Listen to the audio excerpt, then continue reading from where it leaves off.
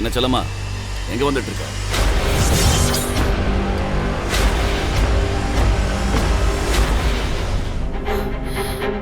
ஏய், என்ன சத்தத்தையே காணோம்? எங்க வந்துட்டு இருக்கேன்னு கேட்டேன்.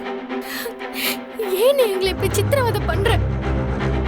ஒழுங்கு மரியாதையை என் பொண்ணு கொண்டு வந்து விட்டுரு. ஏய், அப்ப நீ இன்னும் கிளம்பலையா? இத பார், உன் புள்ள உனக்கு உசுரோட வேணுமா வேணாமா? எப்படி உன்னால இப்படி எல்லாம் பேச முடியுது?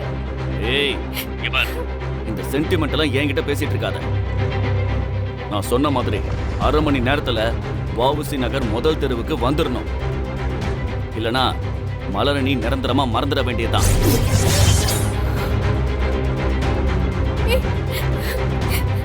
அப்படிலாம் என் பொண்ணு எதுவும் செஞ்சிடாத. உனக்கு என்ன, நான் அங்க வரணும் அவ்வளவுதானே? இப்பவே நான் வரேன். ஆனா மலர் மேல ஒரு சின்ன கீறல் பட்டா கூட அதுக்கப்புறம் நான் மனுஷியாவே இருக்க மாட்டேன். ஏய், நீ வந்தா நான் ஏன் அவளை தொட போறேன்? நீ சீக்கிரம் வா. ஐ அம் வெயிட்டிங். ஹலோ கடவுளே, என்னை ஏன் இப்படி சித்திரவதை பண்றான்? இந்த மாணிக்கம் என் வாழ்க்கையை விட்டு போகவே மாட்டானா? என்னையும் மலரையும் என்ன பண்ண போறானே தெரியலையே.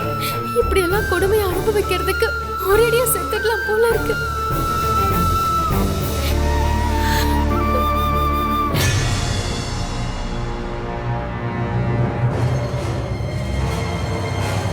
இனிமே அந்த மாணிக்கம் நம்ம வாழ்க்கையில வரவே கூடாது. இது எல்லாத்துக்கும் இன்னைக்கே ஒரு முடிவு கட்டி ஆகணும்.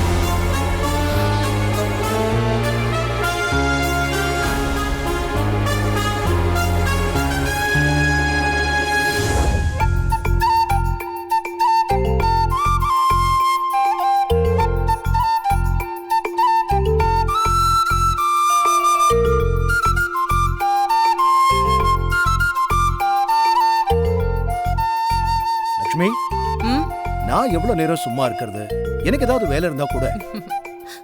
வாசு அண்ணன் வந்ததுக்கு அப்புறம் நீங்களும் அவருமா சேர்ந்து சித்துவோட பெட்ரூம அலங்காரம் பண்ணிடுங்க. அதுதான் இன்னைக்கு உங்க வேலை. அமக்களமா ரெடி பண்ணிடுறேன்.